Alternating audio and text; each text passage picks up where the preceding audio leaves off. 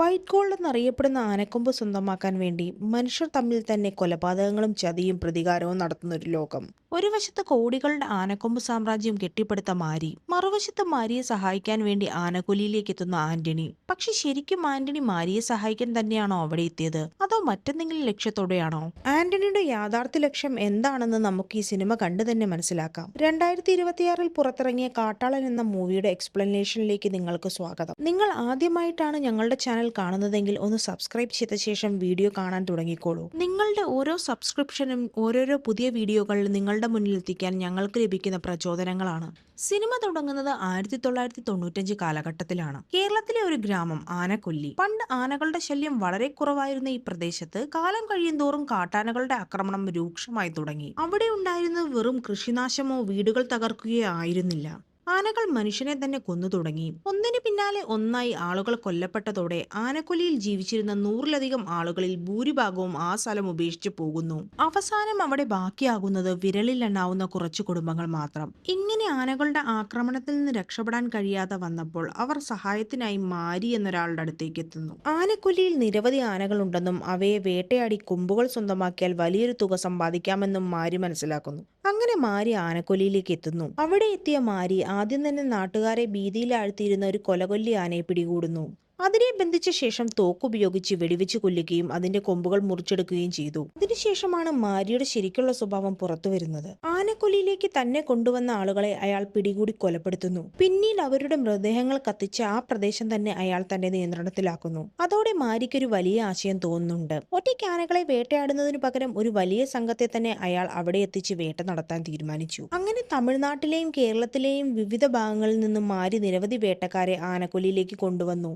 ആകെ 45 വേട്ടക്കാരും അവരുടെ കുടുംബങ്ങളും അവിടെ താമസമാക്കാൻ തുടങ്ങി. പകൽ സമയം അവർ കാട്ടിലേക്ക് ഇറങ്ങും. കിട്ടുന്ന ആനകളെയെല്ലാം വേട്ടയാടി കൊന്ന് കൊമ്പുകൾ മാത്രം എടുത്ത് ബാക്കി ശരീരം കത്തിച്ചു കളയും. അങ്ങനെ ദിവസങ്ങൾ കഴിയുന്തോറും മാരിയുടെ കയ്യിലേക്ക് എത്തുന്ന ആനക്കൊമ്പുകളുടെ എണ്ണം കൂടിക്കൊണ്ടിരുന്നു. പക്ഷെ ഈ കൊമ്പുകളൊന്നും നാട്ടിൽ വിൽക്കുകയല്ലായിരുന്നു. അവ രഹസ്യമായി രാമേശ്വരം വഴി ജഫ്നയിലേക്ക് കടത്തുകയായിരുന്നു. അവിടെ നിന്നാണ് മാരിയുടെ യഥാർത്ഥ വളർച്ച ആരംഭിക്കുന്നത്. ആനക്കൊമ്പ് കടത്തുന്നതിൽ ലഭിക്കുന്ന ലാഭത്തിന്റെ പങ്കിനെ കുറിച്ച് കൂടെ ഉണ്ടായിരുന്ന ചിലർ ചോദ്യം ചെയ്യാൻ തുടങ്ങി. അങ്ങനെ ചോദ്യം ചെയ്യാൻ തുടങ്ങിയ ആരെയും മാരി വെറുതെ വിട്ടിട്ടില്ല. തനിക്കെതിരായി നിൽക്കുന്ന എല്ലാവരെയും ഒന്നിനു പിന്നാലെ ഒന്നായി അയാൾ ഇല്ലാതാക്കി. അങ്ങനെ ആനക്കൊമ്പ് കടത്തുന്ന സംഘത്തിൽ മാരിയുടെ സ്വാധീനം വളർന്നു. ഒരു സാധാരണ വേട്ടക്കാരനായി കൊലകൊല്ലിയിലെത്തിയ മാരി പതിയെ വലിയ കള്ളക്കടത്ത് സംഘത്തിലെ ഏറ്റവും പ്രധാനപ്പെട്ട വ്യക്തിയായി മാറുകയായിരുന്നു. അങ്ങനെ ആ സംഘത്തിന്റെ തലവൻ തന്നെ മാരിയായി മാറുകയാണ്. അങ്ങനെ വർഷങ്ങൾ കടന്നുപോയി. ആനക്കൊല്ലിയിൽ മാരി കെട്ടിപ്പടുത്ത ആനക്കൊമ്പ് കച്ചവടം ഇതിനോടകം വലിയ കാർട്ടലായി മാറിയിരുന്നു. ഒരു ദിവസം ആനക്കൊല്ലിയിൽ നിന്ന് ആനക്കൊമ്പ് നിറച്ച ലോഡുമായി സ്റ്റാൻലിയും അലിയും യാത്ര തിരിക്കുന്നുണ്ട്. ഫോറസ്റ്റ് ചെക്ക് പോസ്റ്റ് കടന്ന് തേനി വഴി രാമേശ്വരത്തേക്കാണ് അവരുടെ യാത്ര. ചെക്ക് പോസ്റ്റിൽ ഉദ്യോഗസ്ഥർക്ക് പണം കൊടുത്ത് കാര്യങ്ങൾ സെറ്റിൽ ചെയ്തിട്ടാണ് അവർ മുന്നോട്ട് പോകുന്നത്. പക്ഷേ കുറച്ചു ദൂരം കഴിഞ്ഞപ്പോൾ പോലീസ് വാഹനങ്ങൾ തങ്ങളെ പിന്തുടരുന്ന അവർ ശ്രദ്ധിക്കുന്നു. പോലീസിൽ നിന്ന് രക്ഷപ്പെടാൻ അവർ ശ്രമിച്ചെങ്കിലും വേറൊരു വഴിയുമില്ലെന്ന് മനസ്സിലായതോടെ ഒടുവിൽ ആനക്കൊമ്പ് നിറച്ച ലോറിയും ലോഡും അവിടെ ഉപേക്ഷിച്ച് ഇരുവരും ഓടി രക്ഷപ്പെടുന്നുണ്ട്. പിന്നാലെ എത്തിയ പോലീസ് ആ ലോഡ് പിടിച്ചെടുക്കുന്നു. പുതിയതായി ചുമതലയേറ്റ SP നെൽസൺ നാടാറാണ് ഈ ഓപ്പറേഷന് നേതൃത്വം നൽകിയത്. തന്റെ വിലപിടിപ്പുള്ള ആനക്കൊമ്പുകളുടെ ലോഡ് പോലീസ് പിടിച്ചെടുത്തത് അറിഞ്ഞതോടെ മാരിക്ക് നിയന്ത്രണം നഷ്ടപ്പെടുന്നു. ആ ദേഷ്യം തീർക്കാനായി അയാൾ സ്റ്റാൻലിയെ പിടിച്ച് ചാട്ടവാറുകൊണ്ട് ക്രൂരമായി മർദ്ദിക്കുന്നു. എന്നിട്ടും മാരിയുടെ ദേഷ്യം അടങ്ങുന്നില്ല. അവസാനം ആ ഗ്രാമത്തിലെ ഒരു പെൺകുട്ടിയെ ക്രൂരമായി റേപ്പ് ചെയ്തിട്ടാണ് അയാൾ തന്റെ ദേഷ്യം അടക്കുന്നത്. മാരിയുടെ ഈ ക്രൂരത കണ്ട് ഗ്രാമവാസികൾക്കൊന്നും ചെയ്യാൻ കഴിയുന്നില്ല. അവരുടെ മുന്നിൽ വെച്ച് ഈ അനീതി നടന്നിട്ടും കരഞ്ഞുകൊണ്ട് നോക്കി നിൽക്കുകയല്ലാതെ അവർക്ക് മറ്റൊരു വഴിയുമില്ല. കാരണം മാരിക്കെതിരെ ശബ്ദമുയർത്തിയാൽ അടുത്ത നിമിഷം സ്വന്തം ജീവൻ തന്നെ നഷ്ടപ്പെടുമെന്ന് അവർക്കറിയാം. അടുത്ത ദിവസം കാർട്ടലിന്റെ ഒരു പ്രധാന മീറ്റിംഗ് നടക്കുകയാണ്. അവിടെ മാരിയുടെ മുന്നിൽ ബാക്കിയുള്ളവർ ഒരു വലിയ പ്രശ്നം അവതരിപ്പിക്കുന്നു. പുതിയ SP വന്നതോടെ അവരുടെ പല ലോഡുകളും പോലീസ് പിടിച്ചെടുക്കുകയാണ്. അതുകൊണ്ട് കൃത്യസമയത്ത് ഷിപ്മെന്റ് എത്തിക്കാൻ പോലും കഴിയുന്നില്ല. ഇതിനിടയിലാണ് ശ്രീലങ്കയിൽ നിന്നുള്ള കാർട്ടലിന്റെ ഏറ്റവും പ്രധാനപ്പെട്ട കസ്റ്റമറായ കബ്രാലിന്റെ മെസ്സേജ് എത്തുന്നത്. ഈ ഷിപ്മെന്റ് എന്ത് സംഭവിച്ചാലും കൃത്യസമയത്ത് രാമേശ്വരം എത്തിച്ചിരിക്കണം, അല്ലെങ്കിൽ ഇനി മറ്റൊരാളിൽ നിന്ന് സാധനം വാങ്ങാൻ നോക്കുമെന്നാണ് കബ്രാൽ മുന്നറിയിപ്പ് നൽകുന്നത്. അവസാന ഷിപ്മെന്റ് കറക്റ്റ് സമയത്ത് എത്താത്തതിനാൽ കബ്രാൽ ദേഷ്യത്തിലായിരുന്നു. ഇത് മാരിക്ക് വലിയൊരു പ്രശ്നമായിരുന്നു. കബ്രാലിനെ പോലെ വലിയൊരു കസ്റ്റമറിനെ നഷ്ടപ്പെടുത്താൻ അയാൾ തയ്യാറായിരുന്നില്ല. അങ്ങനെ നടന്നാൽ കാർട്ടലിലെ തന്റെ നിലനിൽപ്പിനെ തന്നെ അത് ബാധിക്കുമെന്ന് അയാൾക്കറിയാം. ഈ കാർട്ടലിൽ ഒരിക്കലുണ്ടായിരുന്ന എഡ്ഡിയെ മാരി പുറത്താക്കിയിരുന്നു. അയാളുടെ ബ്രദറിൻലോയാണ് SP സൈമൺ നാടാർ. അതുമാത്രമല്ല, പുതിയ ഫോറസ്റ്റ് മിനിസ്റ്ററുമായി എഡ്ഡിക്ക് അടുത്ത ബന്ധമുണ്ട്. സൈമൺ നാടാറെ ഇവിടെ SP ആയി നിയമിച്ചത് യാദൃശ്ചികമായല്ല. തന്റെ കയ്യിലുള്ള കാർട്ടൽ പിടിച്ചെടുക്കാനുള്ള നീക്കത്തിന്റെ ആദ്യപടിയാണെന്ന് മാരിക്ക് മനസ്സിലായി. പക്ഷേ മാരി അത്ര പെട്ടെന്ന് കീഴടങ്ങുന്ന ആളായിരുന്നില്ല. കബ്രാൽ തന്റെ ഏറ്റവും പ്രധാനപ്പെട്ട കസ്റ്റമർ ആണെന്നും അയാളുടെ ഷിപ്മെന്റ് കറക്റ്റ് സമയത്ത് തന്നെ എത്തിക്കണമെന്നും മാരി തീരുമാനിക്കുന്നു. അതിനായി ഇത്തവണ മറ്റാരെയും അയക്കാതെ മാരി തന്നെ ആനക്കൊമ്പ് നിറച്ച ഷിപ്മെന്റുമായി രാമേശ്വരത്തേക്ക് യാത്ര തിരിക്കുന്നുണ്ട്. രാമേശ്വരം തേനി റോഡിലെത്തിയ മാരിയെ തടയാൻ നെൽസണും സംഘവും നേരത്തെ തന്നെ റോഡിൽ ബാരിക്കേഡ് സ്ഥാപിച്ച് കാത്തിരിപ്പുണ്ടായിരുന്നു. പോലീസ് തന്നെ തടയാൻ നിൽക്കുകയാണെന്ന് മനസ്സിലാക്കിയ മാരി നേരെ വണ്ടി ബാരിക്കേഡിലേക്ക് ഇടിച്ചു കയറ്റി അത് തകർത്ത് ലോഡുമായി മുന്നോട്ട് കുതിച്ചു.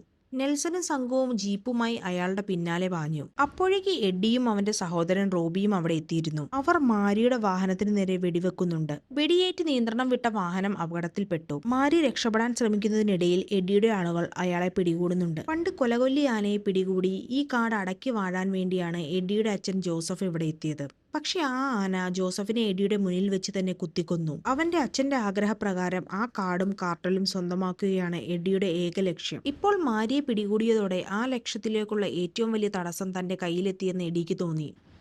എഡ്ഡിയും സംഘവും ചേർന്ന് മാരിയെ ക്രൂരമായി മർദ്ദിച്ചെങ്കിലും അവസാനം അവരുടെ പിടിയിൽ നിന്ന് രക്ഷപ്പെട്ട് മാരി വീണ്ടും ആനക്കൊല്ലിയിലേക്ക് തിരിച്ചെത്തുന്നു. മാരി ജീവനോടെ രക്ഷപ്പെട്ടെങ്കിലും ആനക്കൊമ്പ് നിറച്ച ലോഡ് മുഴുവൻ എഡ്ഡിയുടെ സംഘം പിടിച്ചെടുത്തിരുന്നു. ഫോറസ്റ്റ് മിനിസ്റ്ററുടെ നിർദ്ദേശപ്രകാരം പിടിച്ചെടുത്ത ആ ഷിപ്മെന്റ് ഗുജറാത്തിലേക്ക് അയക്കാൻ അവർ തീരുമാനിച്ചു. ഗുജറാത്തിൽ നിന്നൊരു പ്രത്യേക വാഹനവും ഡ്രൈവറും എത്തും. ആനക്കൊമ്പിന്റെ ലോഡ് അതിലേക്ക് കയറ്റി അയക്കണം. അതിന് സുരക്ഷയ്ക്കായി 2 എസ്കോർട്ട് വാഹനവും ആളുകളെയും കൂടെ അയക്കാനും തീരുമാനിക്കപ്പെട്ടു. ഈ ഓപ്പറേഷൻ ജയിച്ചാൽ മാരിയുടെ കയ്യിലുള്ള കാർട്ടൽ മുഴുവൻ പിടിച്ചെടുക്കാൻ അവർക്ക് കഴിയും. മാത്രമല്ല ഇതോടെ കബ്രാലുമായുള്ള മാരിയുടെ എല്ലാ പ്രധാനപ്പെട്ട ഡീലുകളും തങ്ങളുടെ കയ്യിലേക്ക് എത്തുകയും ചെയ്യും. ഈ നീക്കം മാരിയും മനസ്സിലാക്കുന്നു. തന്റെ കയ്യിൽ നിന്ന് പിടിച്ചെടുത്ത ഷിപ്മെന്റ് ഗുജറാത്തിലേക്ക് അയക്കാൻ പോവുകയാണെന്ന് അറിഞ്ഞതോടെ അത് തടഞ്ഞ് ആനക്കൊമ്പുകൾ തിരികെ സ്വന്തമാക്കണമെന്ന് മാരി തീരുമാനിക്കുന്നു. അതിനു മാരി ജോർജ് എന്ന് പറയുന്ന ഒരാളെ വിളിച്ച് സഹായം ആവശ്യപ്പെടുന്നുണ്ട്. അപ്പോൾ ജോർജ് തന്റെ വിശ്വസ്തനും മികച്ച പെഡ്ലറുമായ ആന്റണിയുടെ പേരാണ് നിർദ്ദേശിക്കുന്നത്. മാരിയുടെ ഷിപ്മെന്റ് തിരികെ പിടിക്കാൻ വേണ്ടി ആന്റണി കളത്തിലിറങ്ങുകയാണ്. ഗുജറാത്തിൽ നിന്നുള്ള ഡ്രൈവറും വാഹനവും എന്ന വ്യാജേന ആന്റണി എഡ്ഡിയുടെ ഗോഡൌണിലേക്ക് എത്തുന്നു.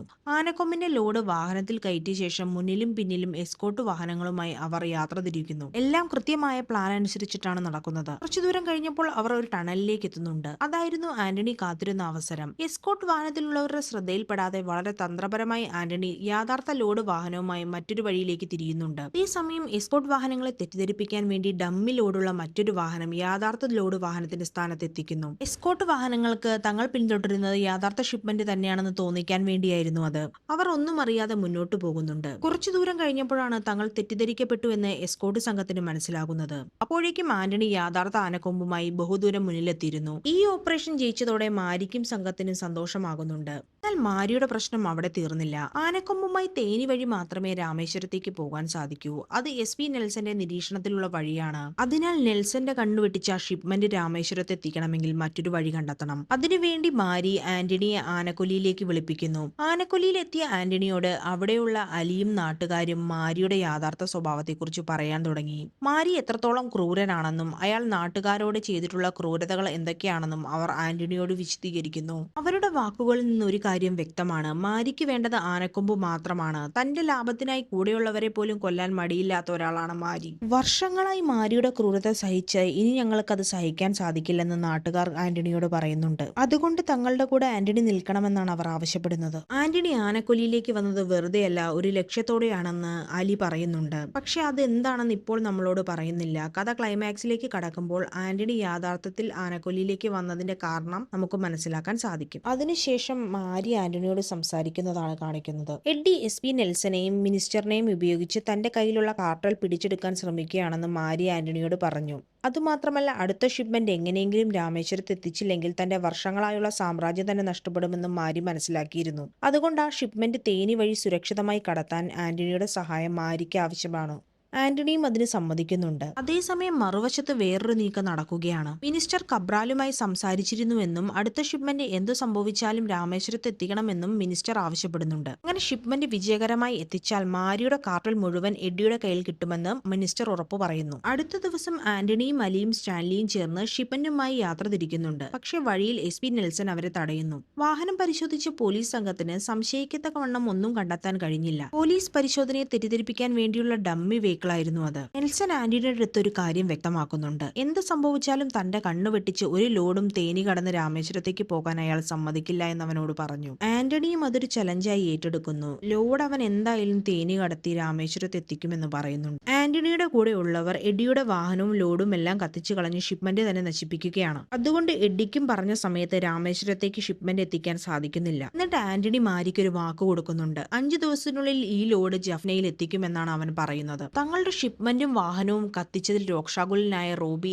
ആന്റണിയെ ആക്രമിക്കാൻ ഒരുങ്ങുന്നു. എന്നാൽ എഡ്ഡി അവനെ തടയുന്നുണ്ട്. കാരണം എഡ്ഡിക്ക് അറിയാമായിരുന്നു ഇപ്പോൾ ആന്റണിയെ കൊല്ലാനുള്ള സമയമായിട്ടില്ല. ശരിയായ സമയം വരുമ്പോൾ ആന്റണിയെ മാത്രമല്ല മാരിയും ഒരുമിച്ച് ഇല്ലാതാക്കാമെന്ന് എഡ്ഡി പറയുന്നുണ്ട്. ആന്റണി സംഘവും ഷിപ്മെന്റ് കടത്താനുള്ള അവസരത്തിനായി കാത്തിരിക്കുകയാണ്. മാരിക്ക് 5 ദിവസം വെയിറ്റ് ചെയ്യാനുള്ള ക്ഷമയുണ്ടായിരുന്നില്ല. പോലീസുകാർ ഒരിക്കലും സംശയിക്കാത്ത ഒരു മാർഗം അയാൾ കണ്ടെത്തിയിരുന്നു. രാമേശ്വരത്ത് നിന്ന് മൂന്നാറിലേക്ക് വന്ന ഒരു ബസ് അപകടത്തിൽപ്പെട്ട് 27 പേർ മരിച്ചിരുന്നു. മരിച്ചവരുടെ മൃതദേഹങ്ങൾ തൊട്ടടുത്തുള്ള സർക്കാർ ആശുപത്രിയിൽ പോസ്റ്റ്മോർട്ടത്തിനായി എത്തിയിരുന്നു. ആനക്കൊമ്പുകൾ മനുഷ്യരുടെ മൃതദേഹങ്ങൾക്കുള്ളിൽ ഒളിപ്പിച്ച് രാമേശ്വരത്തേക്ക് കടത്തുകയെന്നതാണ് മാരിയുടെ പ്ലാൻ.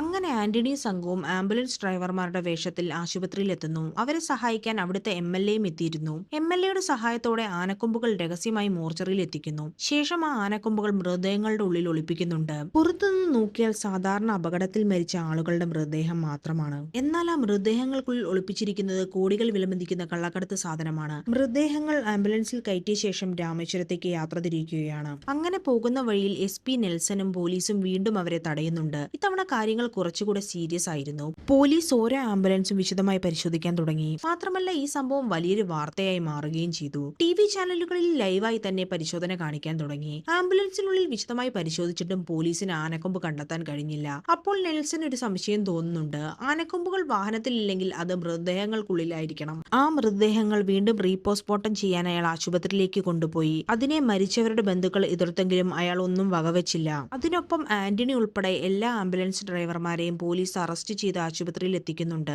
TVയിൽ ഇതെല്ലാം കണ്ട മാരിക്ക് കാര്യം മനസ്സിലായി. തന്റെ പദ്ധതി പൊളിഞ്ഞിരിക്കുന്നു. ഇനി ആംബുലൻസ് ഓടിച്ച തന്റെ ആളുകളെ പോലീസ് ചോദ്യം ചെയ്താൽ അന്വേഷണം തന്റെ അടുത്തേക്ക് വരും. അതുകൊണ്ട് അവരെ ജീവനോടെ വെക്കുന്നത് വലിയ അപകടമാണെന്ന് അയാൾ മനസ്സിലാക്കി. ഇവരെ ഇല്ലാതാക്കാൻ മധുര ഹോസ്പിറ്റലിലേക്ക് അയാൾ ആളുകളെ അയക്കുന്നുണ്ട്. അതേസമയം ആശുപത്രിയിൽ മൃതദേഹങ്ങളുടെ റീപോസ്റ്റ്മോർട്ടം ആരംഭിച്ചിരുന്നു. എല്ലാവരും ആനക്കൊമ്പ് കണ്ടെത്തുമെന്ന് പ്രതീക്ഷിച്ചിരിക്കുകയാണ്. പക്ഷേ റീപോസ്റ്റ്മോർട്ടം നടത്തിയ ഡോക്ടർമാർ മാധ്യമങ്ങൾക്ക് മുന്നിൽ വന്ന് പറഞ്ഞത് മറ്റൊന്നാണ്. മൃതദേഹങ്ങളിൽ നിന്ന് ആനക്കൊമ്പൊന്നും കണ്ടെത്തിയിട്ടില്ല.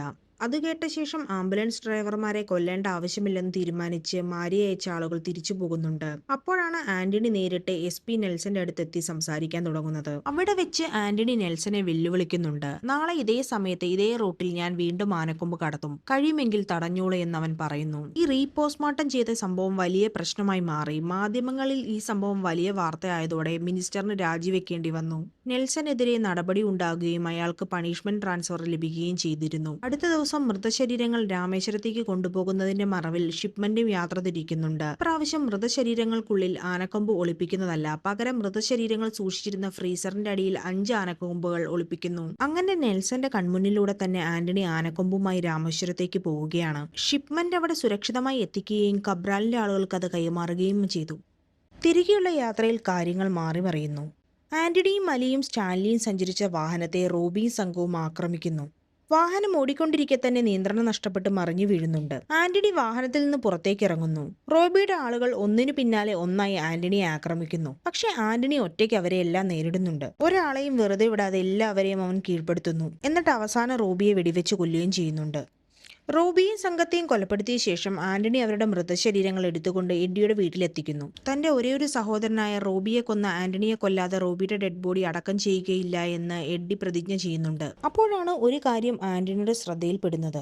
നെൽസന് ആന്റണിയുടെ എല്ലാ നീക്കങ്ങളെക്കുറിച്ചും ആദ്യമേ അറിയായിരുന്നു. അതുകൊണ്ടാണ് അവൻ 2 തവണ ഷിപ്മെന്റുമായി യാത്ര ചെയ്തപ്പോഴും നെൽസൺ വഴി തടയാൻ ഇവിടെ എത്തിയത്. നമ്മുടെ നീക്കങ്ങൾ ആരൊക്കെയോ പുറത്തെത്തിക്കുന്നുണ്ട്. സംശയം തോന്നിയ ആന്റണി സ്റ്റാൻലിയുടെ ഫോൺ പരിശോധിക്കുന്നു. അതിൽ നിന്ന് സ്റ്റാൻലിയാണ് ഒറ്റുകാരനെന്ന് ആന്റണിക്ക് മനസ്സിലാകുന്നുണ്ട്. അവനാണ് മാരിയുടെ ഓരോ നീക്കങ്ങളും എഡ്ഡിയുടെ സംഘത്തിന് എത്തിച്ചു കൊടുത്തുകൊണ്ടിരുന്നത്. താൻ പിടിക്കപ്പെട്ടു എന്ന് മനസ്സിലായതോടെ സ്റ്റാൻലി അവിടെ നിന്ന് രക്ഷപ്പെടാൻ ശ്രമിക്കുന്നുണ്ട്. പക്ഷെ ആന്റണി അവനെ പിടികൂടുന്നു. ആന്റണിനെ ആക്രമിക്കാൻ അവൻ ശ്രമിക്കുകയും ആന്റണിയുടെ കയ്യാൽ അവൻ മരണപ്പെടുകയും ചെയ്തു. തന്റെ കാർട്ടലിനുള്ളിലും എഡ്ഡിക്ക് വേണ്ടി പ്രവർത്തിക്കുന്ന ആളുണ്ടെന്ന് മനസ്സിലാക്കിയ മാരി അയാളെ കൊന്ന് കാർട്ടൽ തന്റെ വരുതിയിലാക്കുന്നു. നഷ്ടപ്പെടാൻ തുടങ്ങിയ തങ്ങളുടെ സാമ്രാജ്യം തിരിച്ചു കയ്യിലെത്തിയ സന്തോഷത്തിൽ മാരിയും കൂട്ടരും ആഹ്ലാദിക്കുന്നുണ്ട്.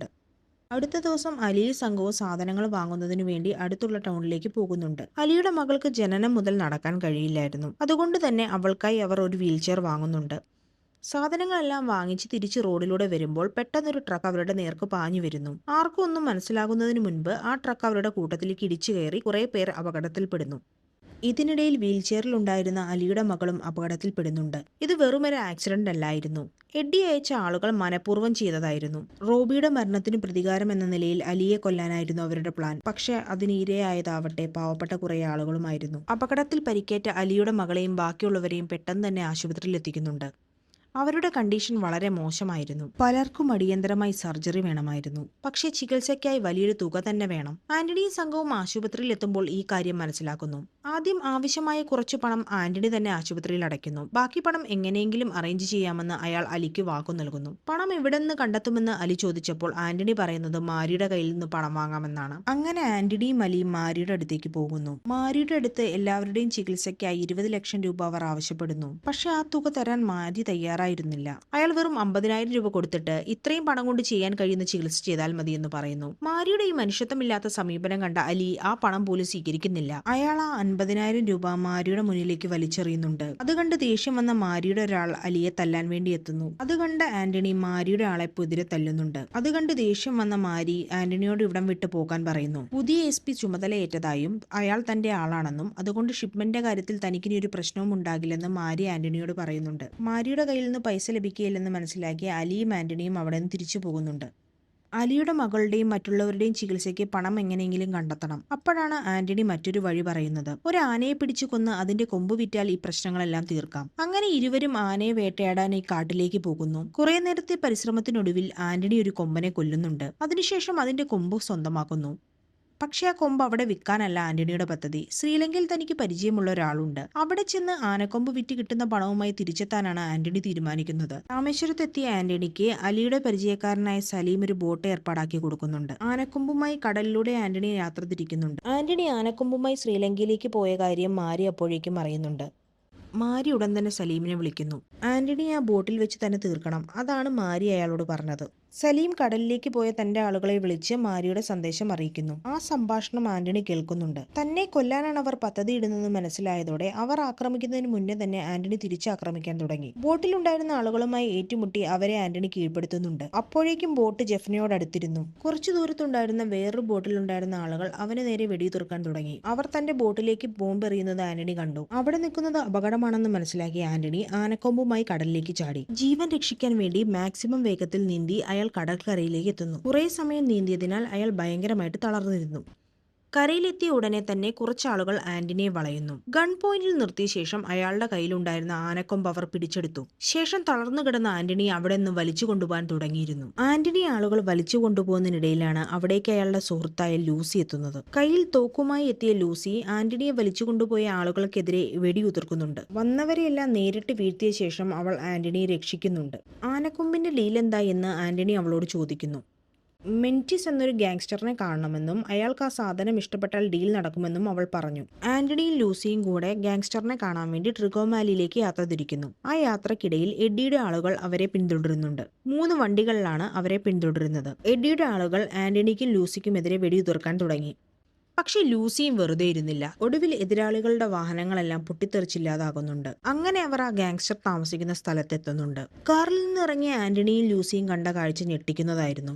ആ കാടിനുള്ളിൽ നിരവധി ആളുകളെ കൊന്നു കെട്ടിത്തൂക്കിയിട്ടിരുന്നു. അതിനിടയിൽ തോക്കുമായി ഒരു കൂട്ടം കുട്ടികൾ അവരെ വളയുന്നുണ്ട്. അവിടെ എത്തിയ ഗാങ് മെമ്പർ നിങ്ങൾ ആരെയാണ് കാണാൻ വന്നതെന്ന് ചോദിക്കുന്നു. ലൂസി മെന്റിസിനെയാണ് കാണാൻ വന്നതെന്ന് പറഞ്ഞു. എന്നിട്ട് ആനക്കൊമ്പ് കാണിച്ചുകൊണ്ട് ഇത് കാണിക്കാനാണ് ഇവിടേക്ക് വന്നതെന്നും പറയുന്നുണ്ട്. അങ്ങനെ ആ ഗാങ് മെമ്പർ ലൂസിയെയും ആന്റണിയും മെന്റിസിന്റെ അടുത്തേക്ക് കൂട്ടിക്കൊണ്ടു പോകുന്നുണ്ട്.